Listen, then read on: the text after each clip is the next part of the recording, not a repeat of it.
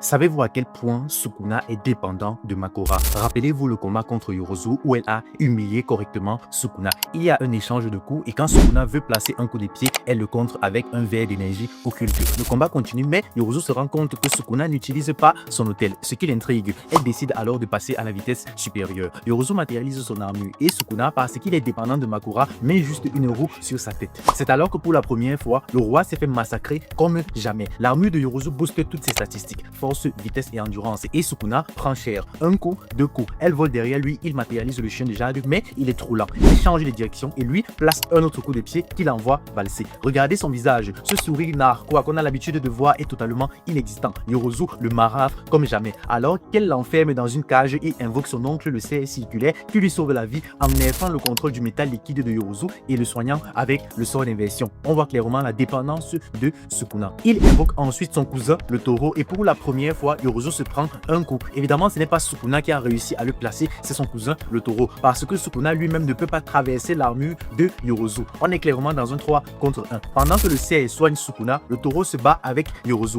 L'armure de Yorozu commence à se détruire à cause du taureau, pas de Sukuna. Il invoque des lapins pour faire diversion et s'élève dans les airs. Il invoque son grand frère l'éléphant qui écrase totalement et détruit toute l'armure de Yorozu. Notons que le pseudo-roi n'a pas encore donné un seul coup de poing de lui-même à Yorozu. On a un petit flashback où on voit Sukuna placer sans bouger une dissection qui envoie Yorozu au tapis en un seul coup. Mais c'est le passé, parce qu'aujourd'hui il est devenu dépendant de la voix des 10 ombres. Le combat continue, Yorozu manifeste une sphère parfaite qui génère une pression infinie. La sphère est lente et pour la première fois Sukuna ne se fait pas carrer par sa famille, il esquive de lui-même. Mais Yorozu est trop intelligente, elle étend son territoire et applique la sphère parfaite en tant qu'effet imparable. Et comme elle le dit elle-même, si elle active son effet, Sukuna est finito. Mais heureusement, le daron de Sukuna intervient une fois de plus pour lui sauver la vie. Le roi châtie des cieux, le général Céleste impie la lame de Yatsuka.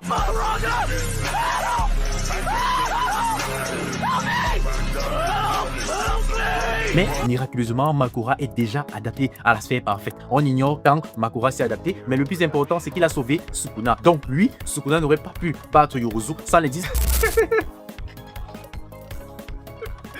Ah, abonnez-vous.